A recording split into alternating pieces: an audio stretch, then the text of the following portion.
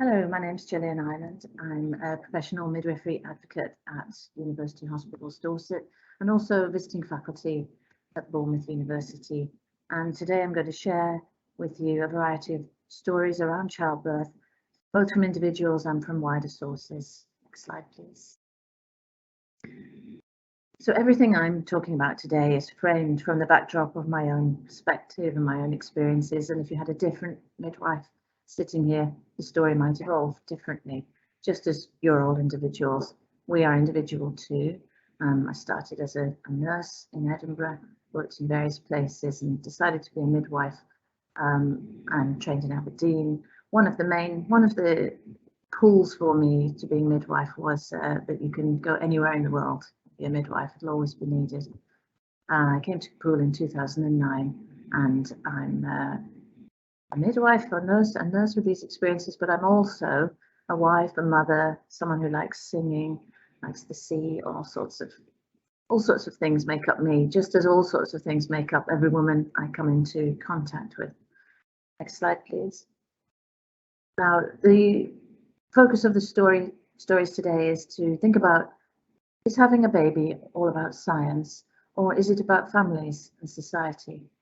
The picture on the left there is of 6 generations of females in one family, and there will be lots of stories in that family, and as each child joins, the story will evolve. So that's all the social aspect of childbirth. And the picture on the right shows the chemical structure of oxytocin, which is one of the hormones which is very helpful in childbirth and parenting. It's called oxytocin, and we also know it as the love hormone. It helps with labour, it helps with bonding, mothers and fathers, and with feeding. It's a chemical, so that's science, right? When we fall in love, we talk about having chemistry between us. But at that moment, are we thinking that it's science that makes us fall? Or is it a series of alignments, social factors, so on? But I think the mixture of the two is what's interesting in maternity care. When we understand the science, we can help it work for childbirth. And I hope that link will become clearer as we go through this presentation. And next slide, please. So let's simplify things by using a model. This is called the medical social model. And a model is always a simplification of what's real in life. So if we say that a social way of looking at childbirth is that it's a normal, natural event that happens probably 2 or 3 times in a lot of women's lives, the opposite of that is that we can only say the birth has been safe after the baby's born and the mother's well. And where all of you sharing in this session sit on that line will depend on your beliefs and experiences, perhaps the stories you've witnessed or heard, perhaps for those who are working in maternity care, where they work the most. Next slide, please. So if you work in a maternity setting, it might be, as I say, your work experience that dominates where you sit on the line between the two. So we have experiences at work and also our own social and cultural lives, which feed into us. And these experiences take into account also the person in front of them. And we'll be working with the woman to make a plan, and a plan that can move along that line as well, according to what's happening at a particular point in time. The word midwife is actually taken from Old English, and it actually means with woman. So it's our job to attend you and be with you through whatever's happening. So looking at that grey box, so this is the example of some of the staff working in maternity. So they are those things, midwives, doctors, support workers, but they're also maybe parents, grandparents. They may have had straightforward or complicated births themselves. They may be experiencing infertility, or they may have chosen not to have children. So all these things feed into our beliefs. Next slide, please. Teamwork is key, and I will stress that this is a pre-COVID project that we did, so there are no masks and everybody's standing close together. It would be a different photographic taken today. We're still working as a team and focusing on thanking staff when we appreciate them. And this particular project was to show maternity support workers why we appreciate each one of them as an individual. And next slide, please. So, as I said before, it's all about keeping a balance, and the experience of becoming parents needs both us and you to be able to reflect at different stages and be ready for changes to a plan. We can be excited and expectant of things being brilliant, and we can also, at the same time, we can hold a watchful eye and recognise when action and intervention is needed. For example, a lived example, any midwife driving to a home birth always is expecting to go to a normal birth, but is always rehearsing the drills for emergencies in her head as she drives to the home. Then when we arrive at the house, we're ready for anything, and we've got ourselves into a calm place, reminding ourselves that we've trained in multidisciplinary teams, we've trained and drilled the emergencies, and we know how to look out for things changing. And also, conversely, when we're working on a labour ward where there is a lot of known risk, we're still doing everything possible to help the woman have a good experience and have a normal birth if all stays well. So thinking of those two boxes of social and medical, nobody's really in one box or the other. Midwives and doctors are not in opposition, one in one camp, one in the other. We're one team and working along that continuum. Next slide, please. We are inclusive at UHD, and in the modern world, we will all have met people going through surrogacy. So we think that possibly one baby a week is born in the UK as a result of as part of a surrogacy arrangement. We have same-sex couples using our service, and of course we have same-sex couples working in our service as well. Transsexuality and childbirth's been in the media a lot recently, and that's something we're willing to learn from people's lived experiences and make sure their care is appropriate for them as individuals. And we know in the media there's been a lot about different risks for Black and brown women, so we're learning from that and making changes to the care we offer as appropriate, without singling people out as different, but as individuals, which is what we all want to be treated as. And next slide, please. Likewise, fathers, we've been doing a lot of work recently in developing, we've helped with developing a resource for fathers, the DADPAD. Jillian has shared that with the CCG, so it's available for every pregnant woman and her family. Recently, we have been involved in an international study of the experience of fathers of having a baby in NICU during the global pandemic, and the consultant neonatologist Minesh Kashu has been leading that worldwide study in his role as a visiting professor at Bournemouth University. Next slide, please. Individual midwives share this job of producing an infographic of the activity in maternity, usually month by month. This is the latest one, which is from July this year.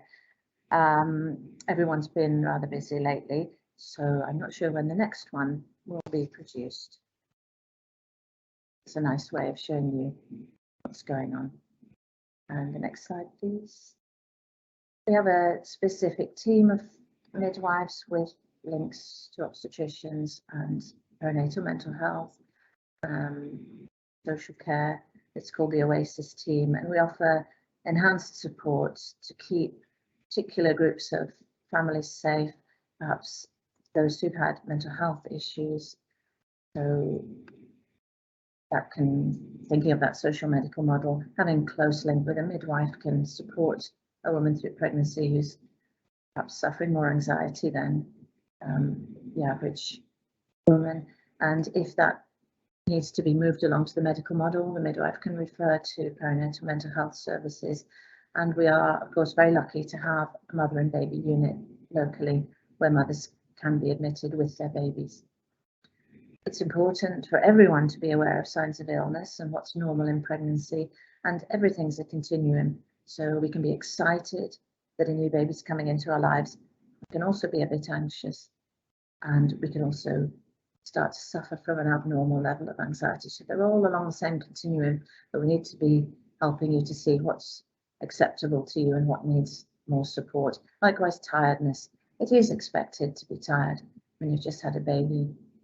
But if you're struggling to fall asleep when you otherwise would be able to, the baby's settled and everything's okay, if you're struggling to fall asleep, we need to ask you about that and be aware that that could be a sign of postnatal depression.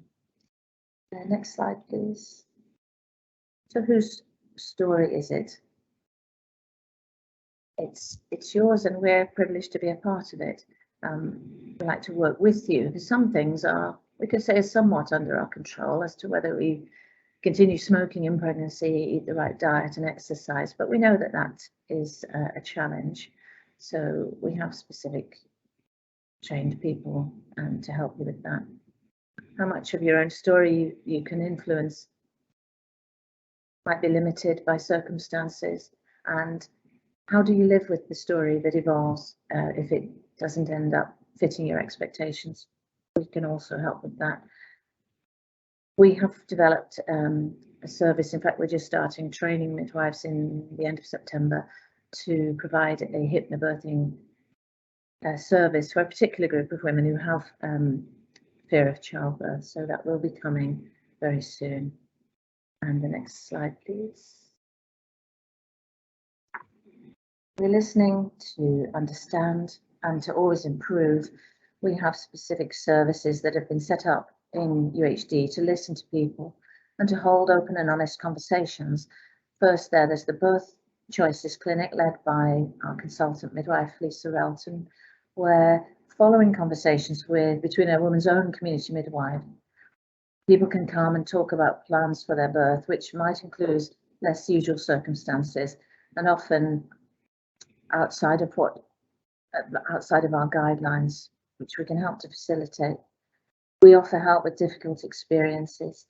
For example, Birth Afterthoughts is a self-referral midwife-led service that women can access through the Maternity Matters website, or if they need help, through their community midwife or health visitor. And they can come and talk about their birth experience and maybe fill in some gaps if their memory's a bit patchy, maybe get some understanding about decisions that were made. And there's a consultant debrief service also that in the hospital led by Dr. Helen Priest. The trauma there is medically defined. You know, the birth afterthoughts is the woman feeling traumatized. That doesn't have to be a particular traumatic event. It's what she feels. That's the criteria for her referring herself. Consultant debrief clinic is particular events that may have happened in labour that will trigger an invitation to a debrief about 6 weeks after the birth. And the PMA, People in My Role, we help midwives to help women. When you help midwives to have the right training, have the right support, midwives who go on maternity leave, have a baby, they'll often come back and have a birth afterthoughts discussion because they're coming back into a service having had a recent experience, and it can sometimes help to talk through that before they're expected to offer care to women. And the Maternity Voices Partnership is an extremely helpful resource for us, and I'm going to speak a little bit more about that later on. And next slide, please.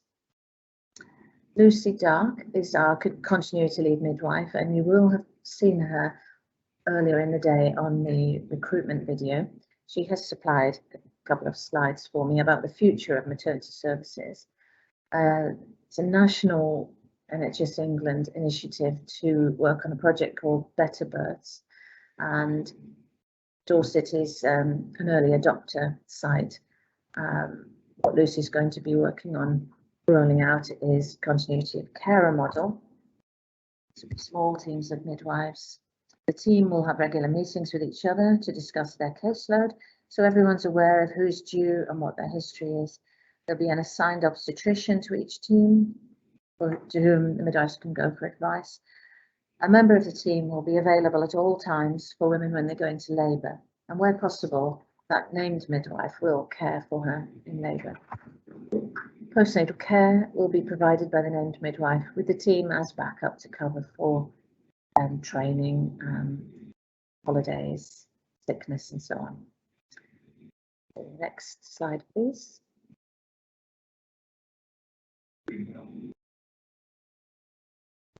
The benefits of this continuity of care model are, we know from evidence that it's associated with better outcomes for mums and babies.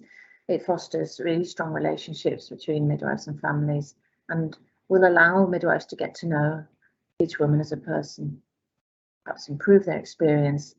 And when the service is provided with enough midwives, we hope that it will give greater job satisfaction to those midwives and maternity support workers. Next slide, please. So the pictures, I just selected these and had permission from the people in them because they just show such a range of, you know, the rainbow of experiences in maternity care. The middle picture is a father, Luke, having his hand held by his baby, Orla, who was born at 30 weeks gestation. So anything less than 37 weeks gestation is classed preterm. So she was preterm, unexpectedly born at 30 weeks, as I said. And Luke and Orla's mum, Ali, very kindly shared their story with us for a Schwartz round. And Schwartz round is a staff support mechanism. So the Schwartz rounds are regular sessions which all staff can attend. People share their experiences in a non-judgmental environment. Sometimes patients give their stories, and it's usually around a particular theme. And it's very, people who go to these rounds regularly feel uplifted, they feel part of one team, and they're able to show compassion more easily. This particular round was all about maternity, and the title was Just Doing My Job. And it was to highlight to staff that what we often think of as just doing our job can be experienced by parents such as Luke and Ali as something absolutely fantastic. They were in particular blown away by being given Christmas presents for the baby, and the fact that staff are giving up their Christmas so that they can you know, have their Christmas in hospital. And we do just think of that as part of our job, but sometimes we need to accept that you know, people are thanking us, and we need to be able to accept that thanks. On the picture on the right is Preeti, who is a friend of mine. She's from Nepal, but lives here. She had her first baby, this little girl, in St. Mary's. She was also involved in a mental health education program, which I was lucky to be a part of, and in Nepal. And just telling me that because there might be somebody listening who thinks, oh, I fancy traveling. And training as a midwife certainly opens up that opportunity. To next slide, please. A summary of what a midwife is. It's going to be someone who works well alone and also in teams. We have to deal with the unpredictable. We need to have good literacy, communication skills, and some level 2 maths. Need to have emotional intelligence to work in partnership with women, remembering that that word midwife means with women. So men, of course, can be midwives too. We could be in a home setting, clinics, hospitals. We have independent midwives, and lecturers working in universities are also midwives. And the nitty-gritty, you'll be able to conduct births on your own responsibility. The definition of a midwife. Next slide, please. There are, at the moment, in Bournemouth University, the way to become a midwife is to enter a direct entry midwifery degree. It takes 3 years. Half of your time spent in the university and half supervised in a hospital or a community setting. And you'll have trained staff who help you through that process. any care you give as a student midwife is always the responsibility of the registered midwife who's with you. There are flexi routes, there are different routes there, perhaps there are apprenticeship models growing up as well, and shortened course of graduates. Next slide, please. Coming back to the Maternity Voices partnership, our main link is Rachel Filmer. She coordinates working groups of service users, clinicians, charities, and others feeding into maternity care and community. And she helps to use service users' view to help develop our services and make sure all voices are heard. Next slide, please.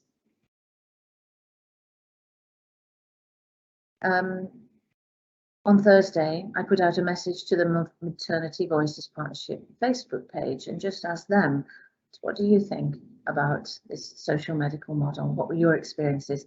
And there were several replies, for which I'm really grateful, and I will use the other replies in another forum. But for today, I just picked out two, which were at two sides of the model, and both absolutely valid. First woman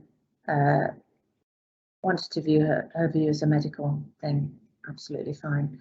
And the other felt that medical help should only be used if absolutely necessary. Also a completely valid viewpoint. Next slide, please.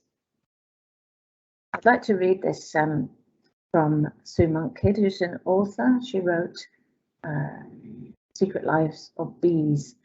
So the truth is, we all need to tell our stories and have them witnessed. The story becomes a vessel that holds us up, that sustains, that allows us to order our jumbled experiences into meaning. As I told my stories, I found healing. I also needed to hear other women's stories to see and embrace my own. Sometimes another woman's story becomes a mirror that shows me a self I haven't seen before. Her questions rouse mine.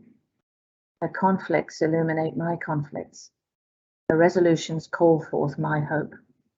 Her strength summons my strengths.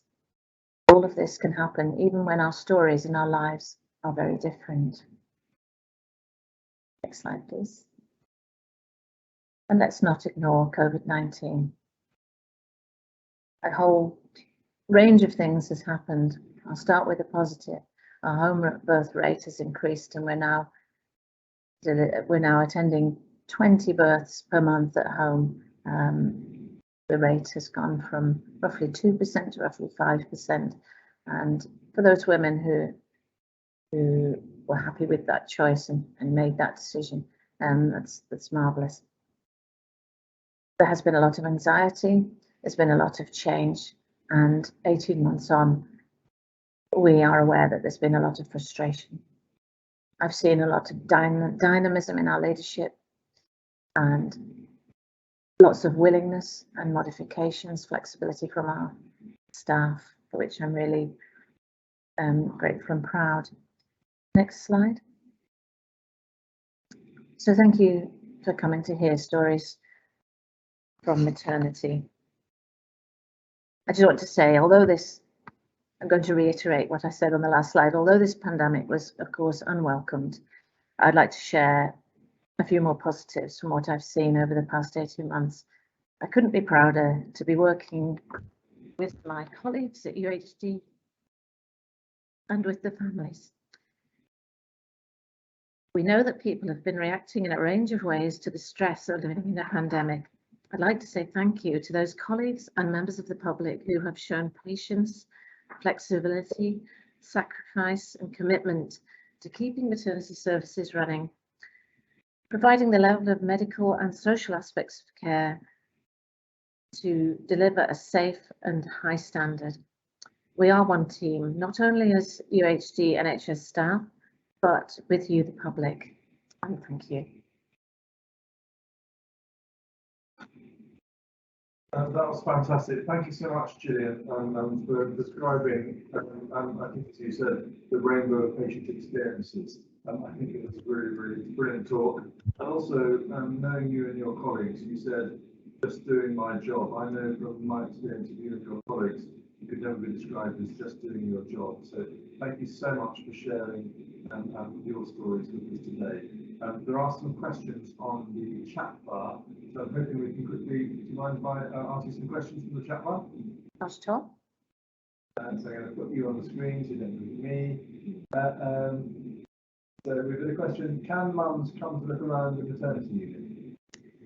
At the moment, we have restrictions on coming and looking around, but there is a virtual tour on Google, which you can access through the hospital website. It's just called Virtual Tour St Mary's Maternity Hospital, and that way you will see everything in the hospital, because it may be that if we were conducting tours, it might be that every room is full and you wouldn't be able to see anything. At the moment, every room is generally full. So we're using the digital format for now. Perfect, thank you. And where can we find support, sir? Fathers after birth. There are a number of dads groups. I know of groups in children's centres where dads can go on a Saturday morning and have a bacon sandwich, take the kids and have support. There are groups, Dads Matter. I know that at Bournemouth University they're doing a lot of research with dads through the psychology department. So health visitors will probably be the best resource for saying what's out there in the community. Steps to Wellbeing, and it is very helpful for dads who've suffered some trauma. Of course, dads can come to the birth afterthoughts appointment with their partners as well, so that has been proved to be helpful. Okay. And we've got a question, how long does a mum usually stay in hospital after giving birth? Okay, this is beautifully described on the film that was made in Maternity. Generally speaking, if you have a normal birth and your bodily functions are back in basic order and you feel ready to go home, you can go home within a few hours. It's your choice. We advise you to have passed a certain amount of urine and recovered your blood pressure and pulse and so on, but and have no signs of infection. But the decision is yours. Fantastic. Well, there's only two more things we say. I see my old colleague Edwin has shared some details in the chat bar about becoming a midwife. Thank you very much for that, Edwin. Our links to Bournemouth University grow ever stronger as a university hospital to Dorset. So that's really appreciated. And finally, I was going to read out this comment. It's on the comment chat bar. A wonderful talk. Thank you so much for sharing what your wonderful team does. But I think there's no better way to end today's open day and indeed today's talk. So thank you all very much for joining us, and thank you, Jillian. Really appreciate it. Thank you so much.